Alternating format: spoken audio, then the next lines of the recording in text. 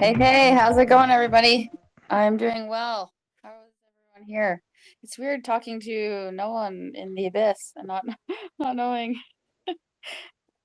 who any of these people are. Who do I know in here? That's good. No worries. I know Would you Mel, arrive? Poopster, please, Eric, and Poopster, Randy. please ask to become a speaker so we can hear your friendly voice. Oops. Everyone's been invited, but you'll have to be on your phone to speak. Ye- So if anyone's on a different yeah, device, that's correct. You just have move to be over to on your your phone, phone, guys. please. Yeah, please switch to your phone if you can, so you can start speaking as well. Oh, we have And Chris. just to circle back as well, Mel did have a question for you, Manu and Adrian. Yeah. Sorry. Mel, if you want to ask that question again. Okay. Yeah. I don't know if you guys heard it. I just said, what's your biggest surprise and highlight from the event? Yeah, for me, I was saying it was the amount of people working for DAOs. I didn't realize that until the event. So we were saying probably now, it's over 80% of the attendees who are working for DAOs, whereas the last event 15 months ago, the last ECC edition, it was the opposite. It was over 80% working for limited companies and maybe like 15%, 10% working for DAOs. And even in those 15%, like I would say most of them were working at losses, you know. Whereas now it's like everybody works for DAOs and everybody is getting really well rewarded for that, you know. So the game has changed dramatically.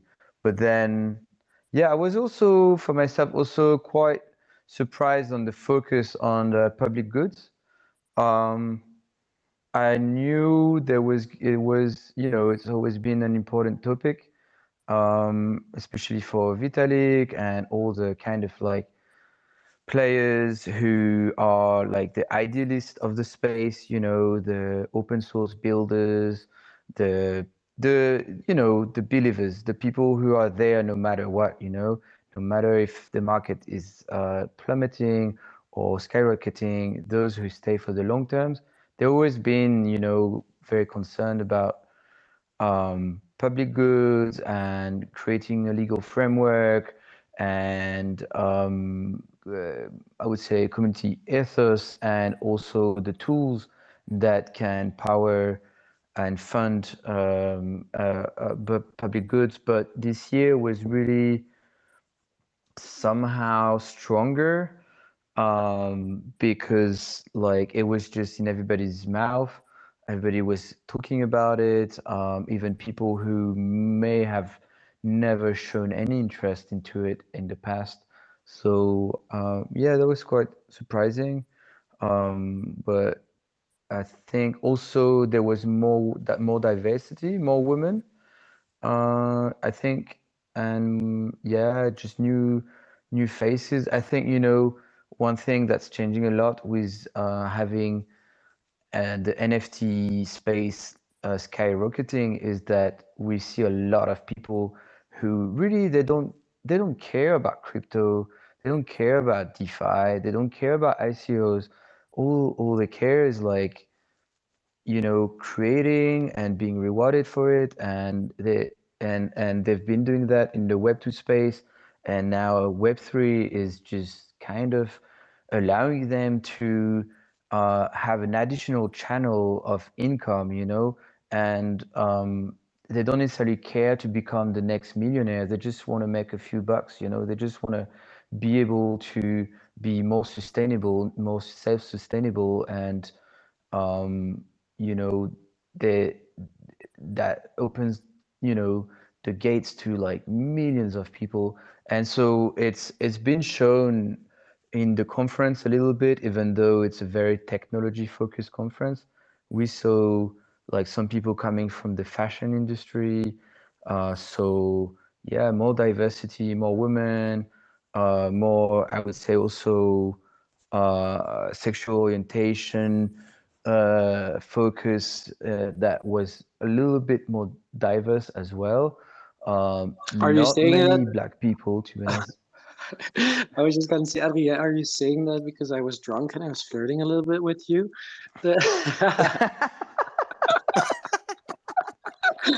Come on, Chris. No, but to add on to that, I can comment that there was definitely more diversity, but still not enough at all. I was That's like, for sure. I heard some people saying it like online, like during the event, like, yeah, there's so many women, and it's like, no, there's not so many women. There's really not enough women. This makes no sense. But there No, was but Chris, no, but it was compared to, better. for It's an example, improvement. last year, like you could see Yeah. 100 Hmm. men, one woman. Right Yep. now, there were Totally. 20, there were 20 and one woman, so uh, Yes. It's getting better in that sense for sure. And the other thing on when it comes to like the DAO talk, what I wanted to add there is like for me the highlight was the Daoist event on the last day. It was like maybe it was also because people were. I was so impressed that although people were getting tired after such an intense week, like most people know how intense these events get, like just it's talks and networking during the day, and the evening there's parties every day, and that was again the case. But then at the Taoist event I was just so tired and just sitting down, and I listened almost the entire day, and the quality of the speakers was so great. Unfortunately, all of the talks did not, well, most of the talks did not get recorded because they made a little mistake. So sorry about that. I also just heard about it, but it's just really impressive to see how many, yeah, what is happening in the DAO space, and what everyone is focusing on and thinking about. Really impressive. So that was my highlight. well, I cannot say anything more uh, that Adrian, like, I completely agree with what he said. The amount of people that were focused on public goods, also like for the roof, like at least 10x. Um, Next year is gonna even be even bigger, like after the talk that Vitali gave. So yeah, I think there's gonna be a huge focus in the upcoming years when it comes to public goods and how we can use this technology to actually do good for humanity, and not only numbers go up. Um, which is um, most of the time what it is. um, but in reality, like, we are changing the way that we work together, that we contribute to projects. It's completely different. It's more fluid. um, like, people are able to contribute to different projects, um, basically setting up their own way of working. However, like, obviously, there are still a lot of projects that are in the phase of the pre-launch. That's when um, the real deal is, like, the team has to have a lot of coordination. But after the protocol is released, like, uh, people are more loose, let's say, and yeah, it's completely different, the whole interaction within DAOs. um, I don't know. What are your thoughts, Chris? Lerre, you guys have been working with DAOs, and Adrian, why did you leave? Do you get scared? And Poopster, you also got scared. You're jumping up. What's I'm up? well. I'm gonna say that I'm gonna switch to listeners soon because I really need to go to bed because still recuperating from EthCC. But no, everything that's happening with the DAOs is so impressive. I personally think that Gitcoin has really led the way by becoming such a, yeah, very impressive DAO with a huge name with so many stewards, and they're really leading the way there. And yeah, And the the Vitalik stock as community. well, of course. That also set the tone for sure. Oh, I have an echo, but yep, those are some thoughts. Lerre, what about you? For the DAO ecosystem, I actually did try a little bit to get involved with DAOs. My first interaction was DX DAO, And for a non-developer, I found it, and also a female, obviously, it's kind of intimidating, working with all males, and kind of really, really developer heavy. So I really wanted to try and kind of create this educational portal where people could come and join the DAO, and it would be easier to navigate because it was kind of like you're following. It's like you get this treasure map, and you have to follow along the treasure map and touch base with each person and talk to them about their experience in the DAO and like how they got there and where they are and what they're working on. I found it was kind of like a consistent project management role where you were, constantly figuring out what was going on at one time. I did love the team. They were all amazing and they were super welcoming, and I did love that aspect of it. And I did write a blog post about how DAOs could help women kind of, it would kind of take down some of the barriers that we kind of face as females. So yeah, I do have some experience with DAOs, and then I initiated Prime DAO with Luke, and it was like Luke and Patrick and um I think it was like ran by Draper Gorham Holmes, and that was quite the experience getting the DAO organized. I felt like it was so fast paced, completely different atmosphere. And yeah, I just wasn't really into like the DeFi products. Like I'm kind of similar. I wasn't super DeFi heavy. I wanted to build something else. And then I was in deepdao.io, which is actually an aggregator for all the DAOs. So if anyone wants to like help out with even like product iteration there, it's an amazing product, and also a very amazing team that's running and doing that there. They are going to be forming a DAO, which was funny because they ran their product just like a normal startup, and now are, getting more into getting the deep DAO rolling because it is obviously supporting DAOs. So yeah, I do have some experience with DAOs, and then obviously I'm a member of Meta Gamma Delta, the female empowerment DAO, I like to Whoop call it. whoop. Whoop whoop. Love that DAO. Which is even more But I was more referring to your experience with DAOs at the event. yeah. Oh, DAOs at the event. I didn't actually go to EthCC this year. I'm stuck in Canada, and our quarantine rules are still 2 weeks. Do you watch it online? I didn't actually get to watch it online either.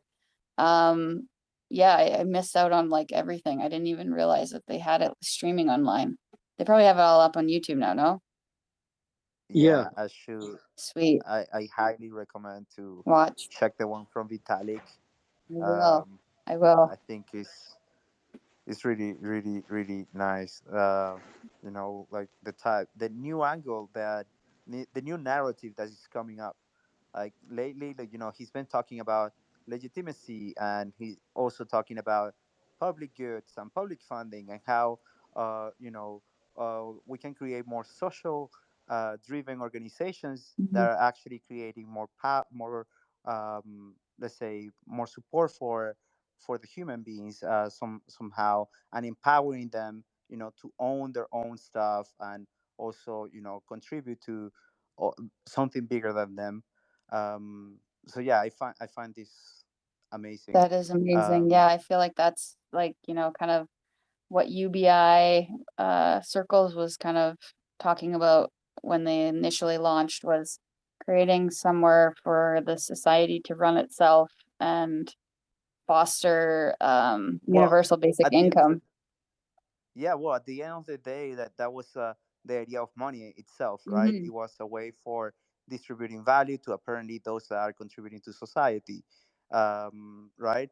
But like the discrepancy right now is just, let's say enormous, and well, there's not really equality of opportunity, and right now with this type of technology anyone can express themselves and create value, you know and because everything can be tokenized right now, like any narrative can be tokenized, any meme can be tokenized. Anything that you create can have value if another person values it. And that to me is opening up a lot of new ideas on how we humans value things that are not necessarily financial capital, but human capital, social capital, and collective capital as well. I don't It's just opening up so many doors.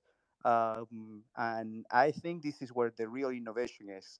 But yeah, those are my thoughts. I agree. I do believe that this is where the innovation is going to get super interesting, and I can't wait to see what comes of it. Even just interacting with different projects, and seeing what they can offer communities, I feel like is going to be the next step. Obviously, I knew DAOs were going to be the kind of like next, phrase in this ecosystem, because it's always been 2017 ICOs, and then it was IDOs, and then DeFi and NFTs, and now I feel we are going to get into this crazy DAO, like we already are. If you looked at assets under management, it's absolutely insane what we have going on in the DAO ecosystem. Yeah, I agree. You might know. Yeah, go on, Chris. Yeah, no, I was just gonna say, like, when it comes to the DAOs, it was actually part of my thesis in my presentation. It's promo for myself. Pinned on my profile for the moment. But my thesis is a little bit that when it comes to DAOs, it's another reason to really focus even more on the diversity. In that sense, I'm like a hyper feminist. I believe that in any case, and not even like male female, but like the femininity for me focuses on embracing complexity, on connecting in a way where like and the long term, where like the masculinity, as I see it at least, is like focusing on short-term goals, on achieving. And when it comes to DAOs, you need to connect to people, you need to really do a lot, and this is the next wave. So diversity is so key in this. And up till now, the DAOs that have existed, yeah, we're like just these little bro clubs of like yo, and everyone knows each other, and it's always the same people, and there's just like 2 3 people doing the work. But now this is becoming serious. This needs to scale. So we need to find the people who can bring the people together and who can really make this work. And so you need to also look at everything that exists in the legacy world. I personally believe we do not need to reinvent everything when it comes to social interactions. There's a lot of research and stuff been done over the past hundreds of years. And like when it comes to code, like experiment, of course we also need to experiment when it comes to DAOs with the interactions. But I would say let's start with like really focusing on making it easy for people to interact, to communicate well, to achieve goals that are more than themselves and supersede themselves. And I think we need diversity. That's really my big believer in that. Yeah, we do, and well, it's coming obviously.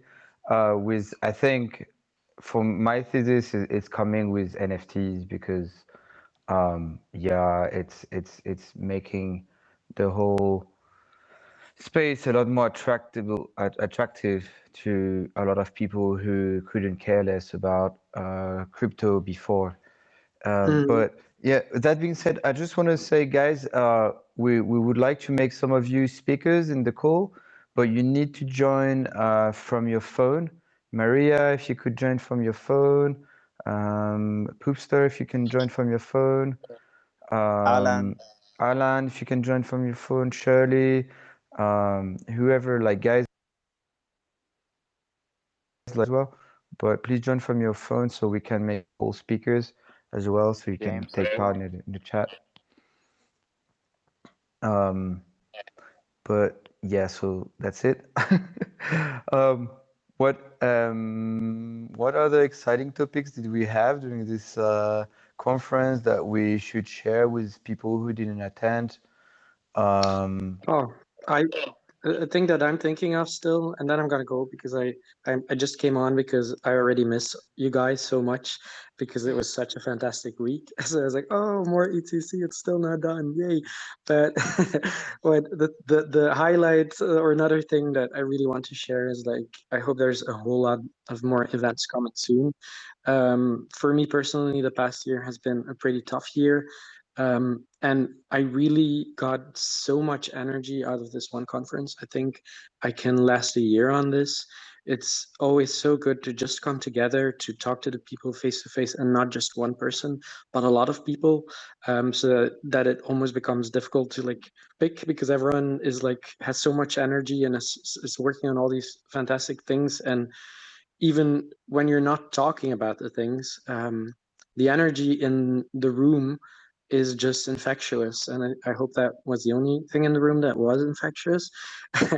And it's something that we need. We're humans. We need to be together and we need to share these things face to face so that you can just we're still I was gonna say we're still in a hostile world. Well, the world hasn't even become hostile towards us, but it will because we're really building something new here. And once in a while, we need to tell each other again, like, "Hey, what you're doing makes sense. It makes so much sense. Please do not stop." And that was so energizing, so fantastic. So whoever is listening, also telling it to you, do not stop. And with that, I'm gonna sign off. Thanks. Send you a big hug, Chris. And we also got Alan and Maria. I love to hear from you guys as well. What were your learnings at ECC? Your experiences, new things that you saw. Um, we talk about how we saw so many people working on DAOs, how many people were focused on public goods.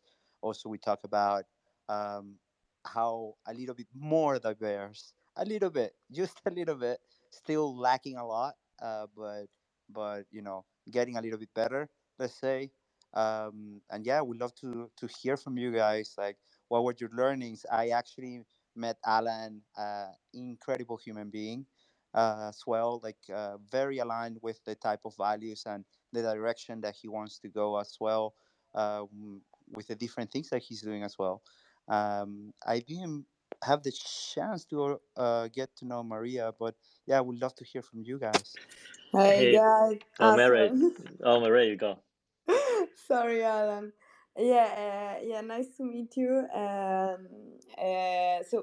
In my opinion, the very first lesson that we can learn from EthCC, which was the first, I think, in-person event after the COVID and the pandemic lockdowns, etc., is that we really need to meet in person, and the Ethereum community really has this need because the conversations and the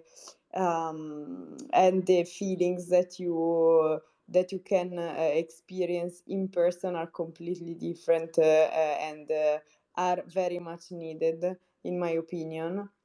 This is the very first thing that I have to say. The joy of people of being able to see faces and laugh together and not in front of a screen. And then yes, all the other stuff that you just mentioned, especially the diversity thing, is really true. I also met a girl from Brazil who started this Meta Gamma Delta DAO, which is like a women DAO. And Juliana. exactly, yeah. She's amazing. She's doing a great job, and in general, I think that there is more and more attention to this, also from males, because I met also some guys from EARN who asked me to introduce them to these women groups because they want to hire more women. I mean, it's nice that they recognize that there is this gap, and that they see the value in having women who can put flowers on this, tough and complex world and technology. And yes, these are my two. And then, yeah, all the rest that you just mentioned already. Yeah, I totally agree with Maria. For me, the number one takeaway from EthCC was really to meeting folks in person, and many for the first time, like Manu, for example, like being able to be in each other's presence and feel each other's energy and vibe, like just it was just phenomenal, right? It's not something you can do over Zoom, a video call, or Telegram, and that goes towards a long way towards building trust and building trusted relationships, and that's really the foundation of a community. So I'm so glad that we as a community got a chance to really get together in Paris last week. It was just invaluable. I was super energized being at the Taoist event and seeing so much innovation happening around DAO. A lot of teams really pushing the boundaries of decentralization and with the potential of really aligning the interests of labor and capital, which traditionally had been put at odds with each other, but now with like the many DAO experiments, we together collectively are figuring out a way to to have like individual contributors be economically rewarded and also have their influence and contribution recognized and acknowledged in the wider community, so that they in turn could have a wider impact over time.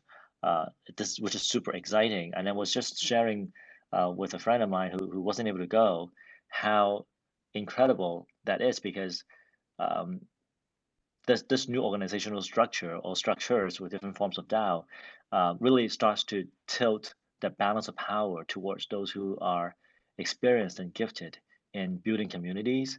And these are often grassroots activists who have experience building offline communities in the first place.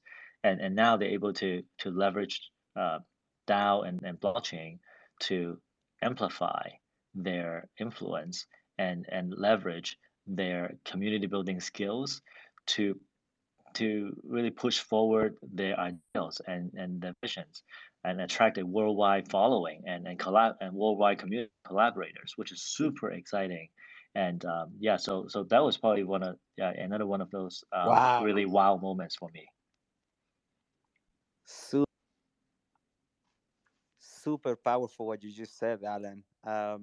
Yeah, that was feeling in the air. The power of sweat capital over actually financial capital. Like every DAO is trying to look for someone. Like the need of human capital is way more than the need of financial capital. Like there's so much capital in this space. It's just insane. And not that many builders actually in the space. Everyone is looking for one. Everyone is trying to get one from one community and from the other community to join their thing. And wow, it's just insane. At least to me, and now, as you said, like the power of building community, the power of creating value, collective share value, is just going to the roof. And the amount of experiments that we're seeing, with, for example, DXDAO with reputation over financial value, the experiment with API 3 DAO, which is essentially, people is taking tokens that are not necessarily in circulation, therefore they have more skin in the game and start earning governance, or it's just changing the way that we value things. And I'm just pumped, super pumped.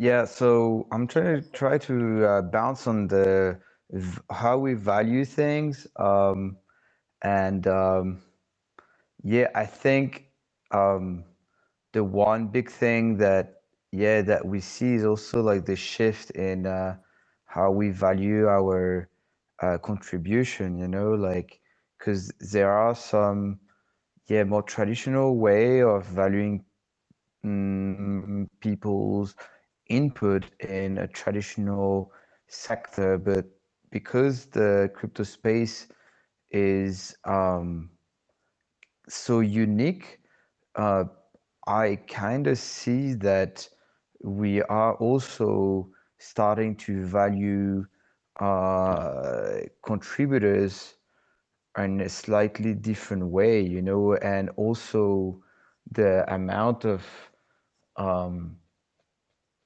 Yeah, because contribution. right now we're all partners. Like we're all building together. You know, we are all empowered to build stuff together. And you know, like what is happening quite a lot lately is, you know, DAO to DAO's interactions. So where DAOs are exchanging value between them, so they're, you know, linked together in a way or in another. So they're incentivized to, you know, succeed together collectively. And you know, what I'm seeing is that, okay, there's a lot of fragmentation, there's a lot of DAOs for everything, but somehow they're getting united in one way or in another. So yeah, I find that really really interesting. Oh, we have Meta Dreamer here, we have Anya here. With Meta Dreamer we had also amazing conversations about the whole space and what we need to do, and how we can improve and actually get on board with more people to start contributing, and to, you know, be able to start, you know, shifting or changing a little bit the way that we interact with projects, where, you know, most of the companies, they actually tell you what to do, instead of you coming by yourself and realizing what is going on and what is missing and contributing to it. Like most of the people want to be told what to actually do, and in this space, the way that DAOs are working is actually completely different. And how to make that shift in mentality, I really don't know. I really don't know what is the best way of doing it, but yeah, that's something that I hear quite a lot in the space in this last week. And yeah, I would love to invite Meta Dreamer here and Anya as well, and James as well, to Yeah, join us guys, and talk a little bit. you need to be logging in from your phone to be able to speak, just so that you know. And then we can add you as speakers. We have Brooke who is helping us with that. Brooke, can you try to add everyone as speaker? I mean, there's no limit. I mean, it's just a few of us in the call, so you can just try to enable everyone. But yeah, bouncing on what you say, yeah, it reminds me of the experience I've had in participatory events. So specifically for me, it's been like in the Burning Man community. I've never been to Burning Man, the big one, but I've been very active in the small ones that we have in Europe, and it's actually the same challenge that we face. People come in and they are not used to the freedom, the kind of overwhelming freedom that you have of doing pretty much whatever you want, you know. We are, I guess, educated in a society where, yeah, we're taught to be, I suppose, quite submissive and obey, don't do this, don't do that, and behave like this, behave like that. And it's, you know, coming to organizations where people don't tell you not what not to do and what to do is at first, I think, very unsettling.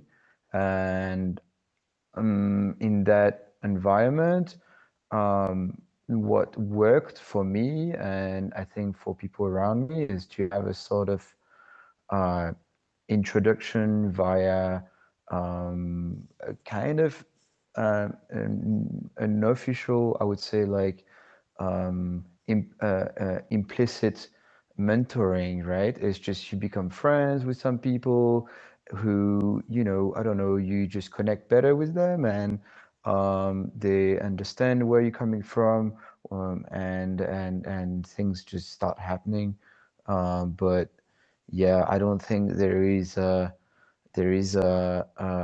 one way, you know, to get that sort of culture um, going. It's just a matter of time and connection with the people you meet, you know, in the space. Um, and some people they get going really fast, some people take more time, but yeah, I think that in the crypto community right now is still quite technical as well. Um, so that can be super intimidating, you know, to meet some people who've been in the space for like 3, 4 years, or some many even like 7 years or whatever, and they know everything about everything, and you just get started and you talk to this person, and they kind of speak Chinese for you. So um, it's easy to be shy, you know, but we've all been there, you know, we've all been very, I mean, even nowadays for me, I still get shy, you know, I meet some people and I'm like, whoa, this guy is legendary. And, um, you know,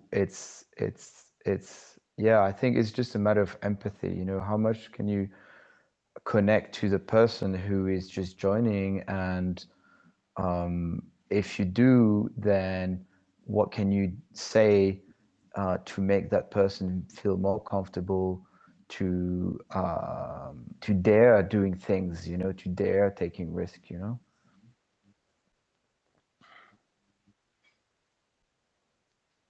Yeah, hey guys, I don't know if you can hear me because I'm losing my voice because of this nasty Yes, we COVID. can hear you.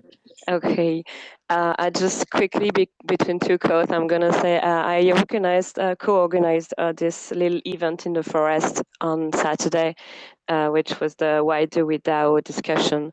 And I was very, very surprised with the feedback of people, because I thought that was just, you know, the most simple project you could set up, you know, just take people outside to sit in the grass and talk about the big picture. But a lot of people really, really enjoyed it. And this, just the simplicity of those human connections also, yeah, really resonated a lot with me, and apparently quite many participants. And um, one of the things I also really got from this conversation was mostly the fact that corporations are more and more also turning into DAOs.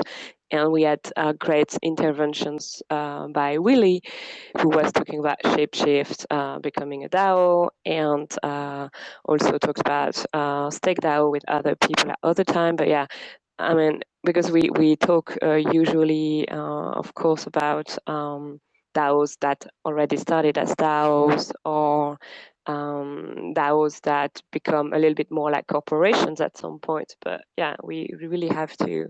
I mean, I find it really important to just emphasize the point that yeah, corporations can and are turning into DAOs.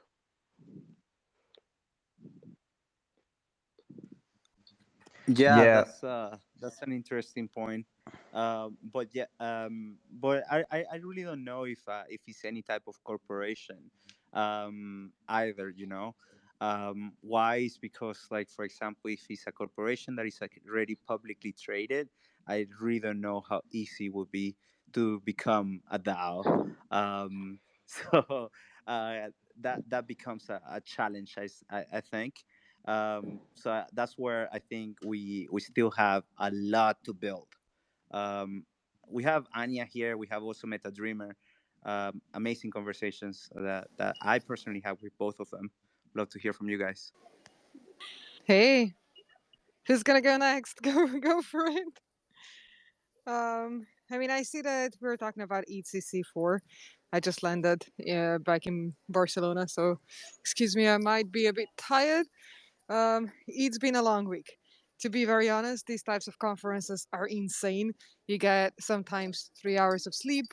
You meet way too many people to actually be able to, like, just lay back and think about all the things that have been said and then contemplate upon them and really digest everything. So I think the following week is going to be more or less about a decompression and just digesting everything that was happening around ourselves. And I'm very glad that we got to meet a couple of you guys, some of you listeners, some of your speakers. It's been an incredible week, and we heard a lot of things from Vitalik, for example, about the public goods, and there's even been quite a big presence of ladies. I mean, I'm kind of proud. So seeing how this community grows, and then talking about the collaboration between DAOs, that's definitely an interesting topic as well. One of the things that I'm observing is that a lot of times people are not really aware what it means to take back control and to actually own, for example, a lot of things that previously somebody else made a decision for you, and you just relied on that dependency relationship. So it's quite a lot, and we have to figure out ways of how we're going to be collaborating, whether we're going to be limiting certain controls, whether we're going to be establishing new dynamics or new power positions, how we're going to be achieving the balances and stuff like that. So it's always been interesting to talk about these things, and the fact that DAOs are becoming more and more visible in this space, and that we are actually allowed and pushed forward to talk about these things very openly is just definitely a right way to go. Yeah. Hey everyone, sorry my throat is sore from all the talking at EthCC, but yeah, I think like Corona? no, not Corona. Thankfully, I got negative on my test. But Yay. yeah, I think for me the biggest learnings was that so many of us are still constantly thinking in like old paradigms, and it's going to take a while for us to like unlearn a lot of the things we know about how the world works in order for us to design these new paradigms. Vitalik's talk, I think, really inspired me and a lot of other people to start thinking about things beyond just money, and how money historically has sort of was supposed to just be the medium of transforming value from one form to another, but it kind of became the form of value that people prioritize the most, even though value is everything outside of money. So I think moving beyond DeFi, once we start to think about how can we quantify and share this important data on value creation happening in all these DAOs and put it all in a shared open state and flow value according to people's actual sentiments and what's proven retroactively that the community believes is valuable. And we can start to use cryptography for not only keeping track of money and token balances, but we can use it to keep track of statements and opinions and beliefs. So I think it's going to take a while for us to let go of this notion of what value is and sort of reshape our minds around it.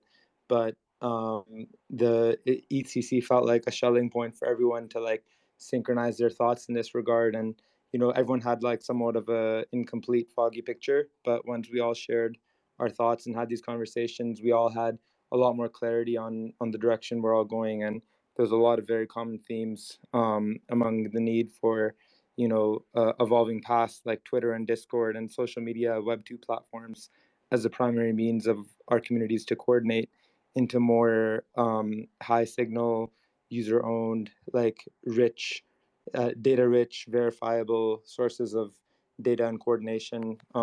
Tools we can create for ourselves that are Web3 native and can help us coordinate in a much more high signal way. Web3 burnout is a very real thing, and people don't talk about it much, but there's so much information overload at all times, and especially for new people, it can be super overwhelming. You really have to be a specific type of person to make it in this space, and I think once we can quantify value creation and reduce the cognitive load on everyone by curating information and creating a way where I only want to see like the top 5% of the most important things I need to know, so that not everyone has to go to every single place and learn about everything, and instead we can quantify and choose what we want to engage with and the value it has provided for us. So yeah, I made a tweet thread. It's pinned in my on my profile if you guys want to check it out. But that was kind of my summary of the thoughts around all this. Yeah.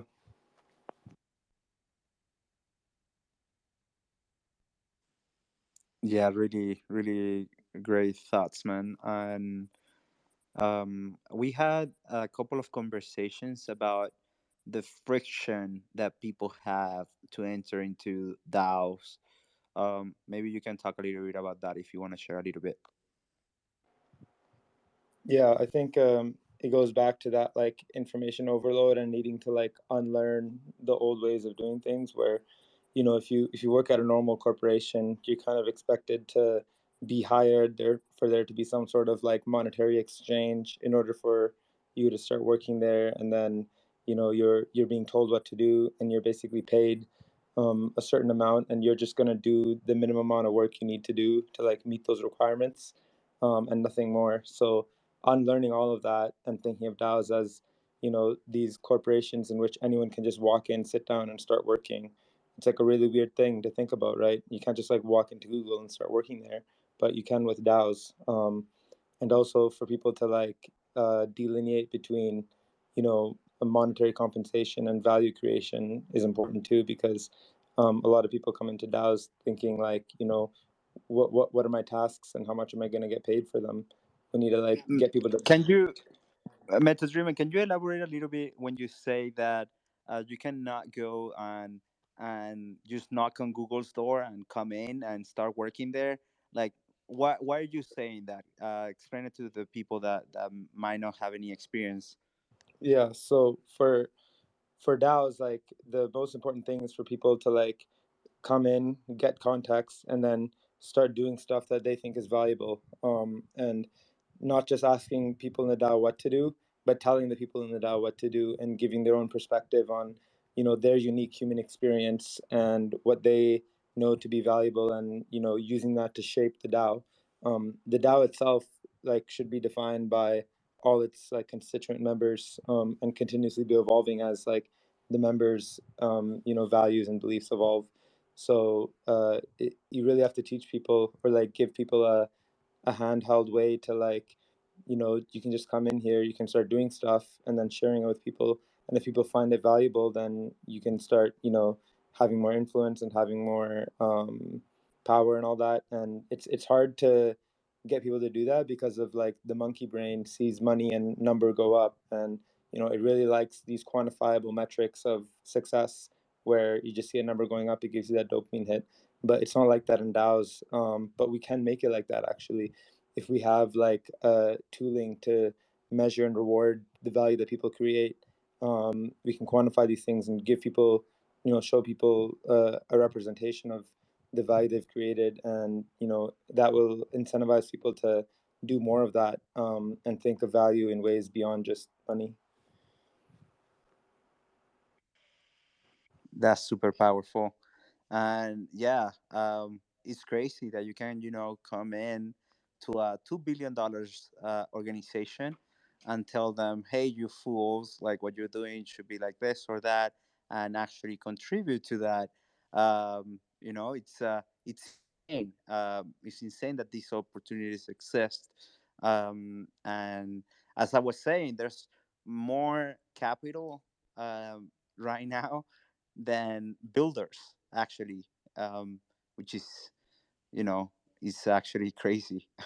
um, yeah, we need we need more people to join this space, to feel less overwhelmed obviously, but it's hard also to catch up. Like, it's been years already, like the story, like the narrative, what's happening, how things are changing, and how value is also changing. What is fair today might not be fair anymore tomorrow, and our sense of this is something that I say pretty much all the time, that our sense of fairness is evolving as our consciousness is also evolving. So yeah, it's a constant change, and it's way faster than any other type of organization that I ever seen in my life. Like, I've been part of big startups and small startups, and the way that DAOs are moving is just insane, because the community is actually the one that is building it, shaping it, um, and yeah, that's why I guess, um, we're going to see more and more people coming into the space in the next a couple of years. Is going to be because of DAOs and NFTs.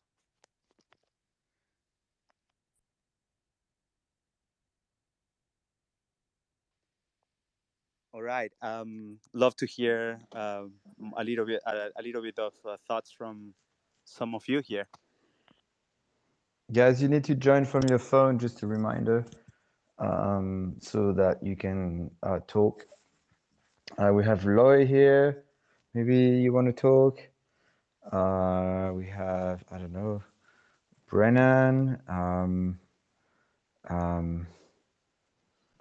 Master did. Yeah, totally agree with what Manu just said. There's more capital than builders right now, and every team I've spoken with, including actually ourselves, we're struggling to find enough people to build together. And while the technology seems foreign to a lot of folks, it's not the only barrier to entry. Culture is also one, where I have a lot of developer friends but they're not in crypto, they're not in blockchain. When they wouldn't even consider jumping in because it just seems the culture seems intimidating to them, and it's completely foreign. They feel like they might be treated like a misfit. And so I wonder, as a community, what we can do there to help ease the transition and make the whole space more welcoming. Yeah, but the crazy thing is that, like, I still feel that it's so early. Like, when my friends ask me, did I miss the boat? I'm like, no, man. There's so much need of humans in this space. Like, there's so much, like, as simple as just going to a meeting and taking notes, in different DAOs. That's already a lot. And coming up with summaries, or maybe sending a newsletter, or, like, there's so many things that are not necessarily related to coding, that can be given to a DAO. And yeah, that's the exciting part, I think. And also, with the NFTs, it's just expressing yourself on the internet, and that thing could have value.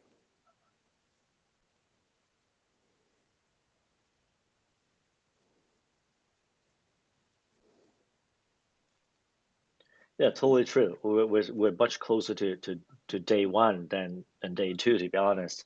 And what you said, it's absolutely right. Just even if you just start taking notes, that's already a great step forward.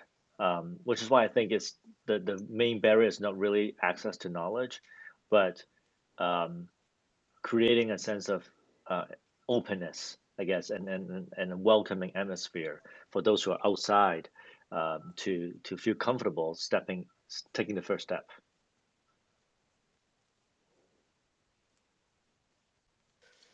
Totally.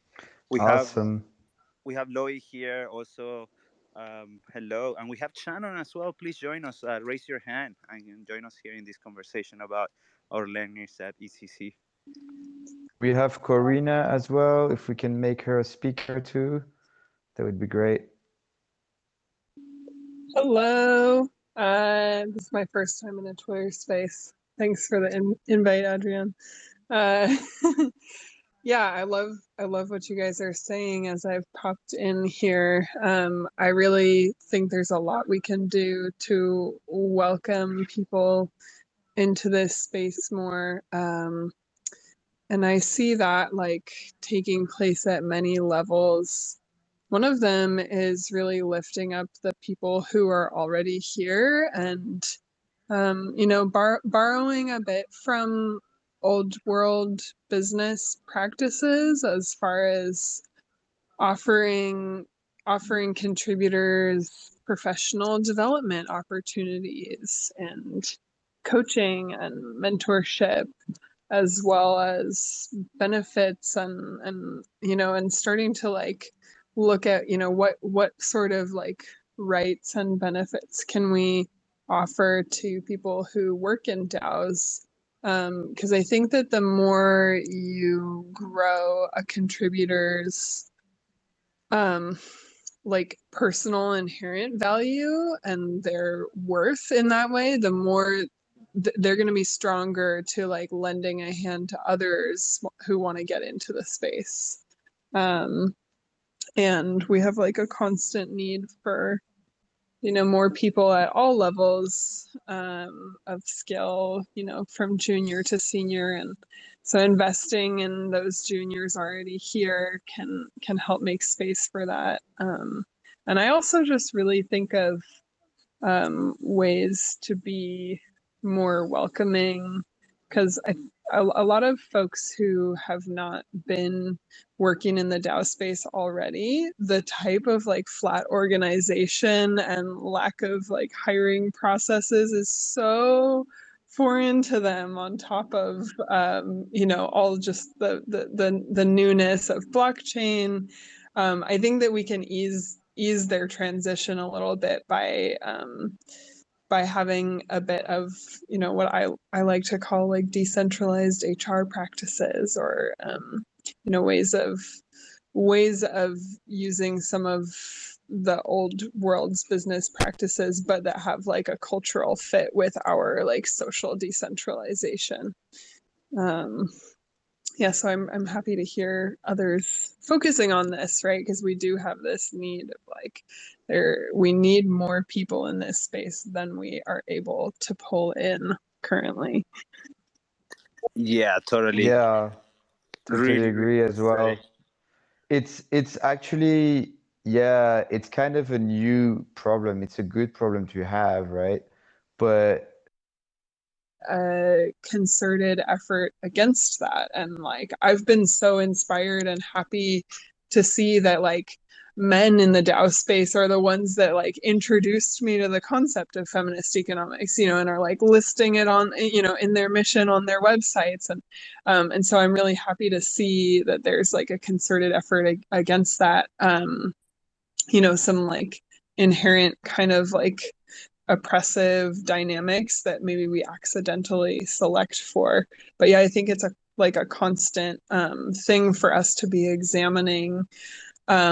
You know, when we have we're working in the potential, like a great potential to change the world for the better. That's the space we're in.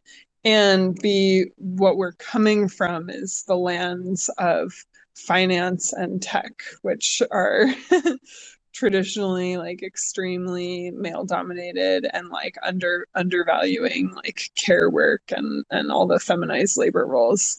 So, you know, it's like, it's something that we have to be careful of because of our background, but also because we have such a great potential, and it's really worth it to make sure we do these things right. Because if we do things right in crypto, then really it works against oppression all around the world and can lift people up.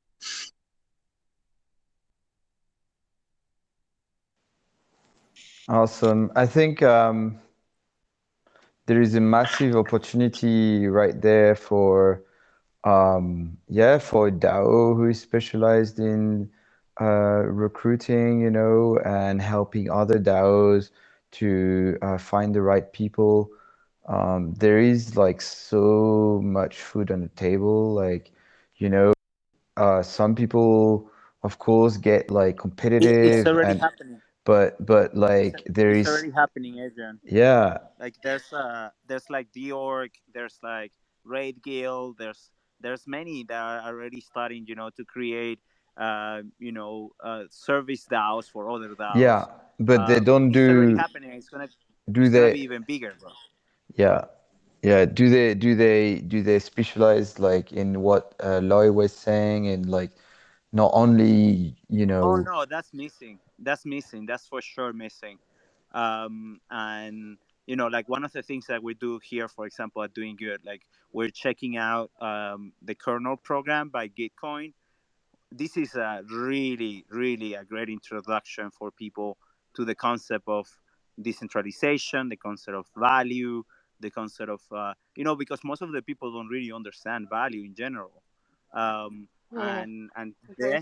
this thing, I think it opens up so much people's mind, I think, and we need to create kind of like onboarding processes for people to kind of like upgrade their let's say their knowledge when it comes to the way that we're working in the space right now, which is kind of like more empowering the individual to contribute however they can.